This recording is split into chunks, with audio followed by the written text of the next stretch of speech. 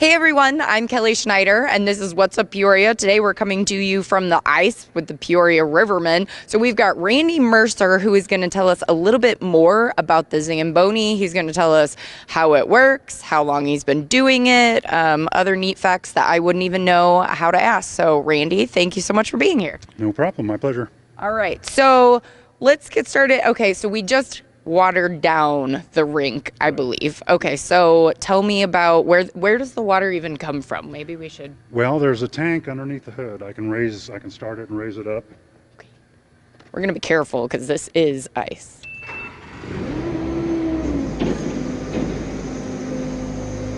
This is also how we dump the snow. Oh. Okay, so how does snow happen then? Anytime we're out here on the ice, other than what you saw us doing was just flooding, just putting water down. There's a few things going on. There is underneath here, there is a blade, and when we bring the conditioner down, it starts scraping on the ice. Usually takes about 1/8 of an inch off the ice. Okay, and that creates snow, sort of like making a snow cone. Okay. And there's two augers, one on each side, and that grabs the snow. They counter rotate. Oh, okay. And that grabs the snow and takes it to the center. And then there's a flipper that flips it to the front, and there's an auger. This right here is a vertical auger, and then the snow travels up the vertical auger, flips into underneath the hood, which is the tank. Oh my! This is the snow bin. This is the snow bin. It's all hollow. That's where all of the snow goes. Oh wow! All of the snow. Yeah. So how much snow do you collect then after doing this? Between my son drives this Zam, I drive the cat Zam, and between the two of us, each of us try to take off about half a tank of snow. Apparently he's getting lessons from me. A tank. A tank? Yeah. About a half a tank is what we try to get off there. That way we're not scraping too much off the ice, but we're getting down and making it smooth after a period of hockey. Sure. And they do carve up the ice quite a bit. Yes, I have seen that. So when you flood, this is where the water reservoir is, correct? Yes. So when you're flooding it, how much water are you dumping down? This holds, if you take a whole tank of water and put it on the ice, it's 195 gallons. And this is actually hot water. It's conditioned water. It's filtered, carbon filtered, and made as clean as possible, but we want to put hot water down because it's like putting hot water in your ice cube trays. It comes out when it freezes, it's clear.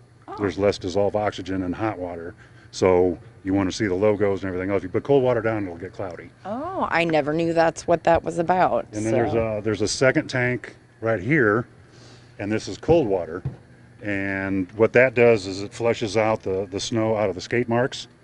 In between periods or whatever, because if you don't, the skate mark will turn white. So we try to flush as much snow out of the skate marks as we can, which keeps the ice clear. Okay. So what are these bristles about? This is called a side brush. The first one out usually is my son in the white Zam. He goes around twice. And the first time around, he brings the side brush out, and that brings snow away from the basher boards and so forth, and cleans the edge. That makes sense. Yeah. Perfect. So after the first pass, then he pulls that in, he takes another pass around. By then I've come out, and then we just divide the ice in half and we just kind of chase each other. So how long does it take the both of you to get out and do that together then? Sometimes the horn blows. It depends on the promotions, because sometimes they'll stack up promotions and we've got like 8 minutes to go out there, so we're kind of like NASCAR. Just kind of going as fast as we can, but truthfully, to do a proper Zam, you need to slow down a little bit and let things clean up and the water spread and so forth. But I think our record was somewhere around 6 something without crashing into anything. Which is, pretty amazing, because if you've ever seen one of these run out on the ice, it's not a very speedy thing at all. No, so it will get up and go, but we don't do that out on the ice. Right. I imagine that's probably not good for it. All right. So how long have you been doing this then? This is actually my 11th season. Okay. How did you get involved in? I hired in the Civic Center for security, event security like concerts and Bradley games and so forth in 2004. And in 2007, they decided they needed a backup Zamboni driver. So I was in the right place at the right time, and somehow convinced management that I was the one that should be the third man. So actually the next season after that, one of the full-time Zamboni drivers quit because I think he was driving from Lake LaSalle for 5 hours worth of work and so forth. So he kind of got tired of that. So I became number 2 Zamboni driver. And then the number 1 Zamboni driver quit. So RJ, my son, was also working in security. We asked him if he wanted to drive, and he goes, right? Yeah. Why wouldn't you? Yeah, who doesn't? So he got on too. So now it's a father and son deal. That's awesome. Yeah, Very cool. We have a good time. I bet it looks like a lot of fun. I mean, is. I have, offered to drive one, but apparently you should probably practice before you get out there and do that. Insurance things and all. Oh, sure. We'll blame it on the insurance. That's what it is.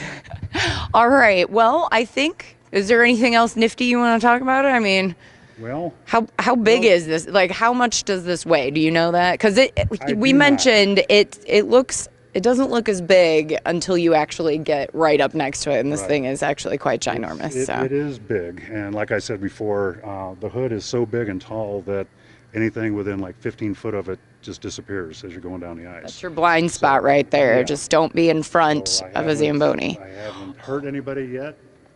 Well, that's good. Actually, the most common question that people ask me is, when we're going down the ice, what are we doing when we're doing this? Yes, what are you doing? And some people think we're like pumping up the tires or pumping pressure on the water. The water pumping up the jams. Yeah. What it is, that is got a little slide gate down here, and when the snow comes to the center and gets flipped forward, that can get clogged up. Oh, okay. So when we're pumping this, we're just keeping that passage clear, because if not, then everything goes out the sides. Right. Which wouldn't be good. That's a bad thing. And then what about all these knobbies? This lowers the conditioner down to the ice. These two start both augers. Okay. This is the hot water lever, which comes out the spray bar here. Oh, yeah, I saw that. That was cool. And then this is the cold water that flushes out the skate marks. Okay. Yeah. Cool.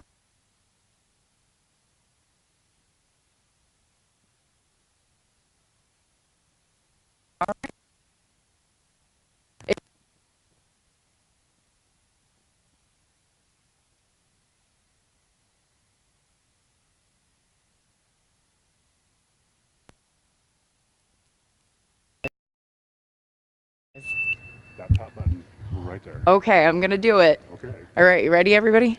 That isn't quite what I thought. I was really picturing like the semi honk. I don't know why. That would be cool. I know, right? That would be cool to have air horns on this. Yeah. Let's go ahead and get that on the next model, shall we? Yeah. Maybe Andrew will buy us a new Zamboni. He's trying to stay out of this, isn't he? He's Everybody's there. He's right there, though. Well, Randy, thank you so very much for answering the questions and telling us the story of the Zamboni. And you can come and see how fast it goes and how awesome of a job it does when you come out to the next Rivermen game. And we'll give you the details about that on my next show.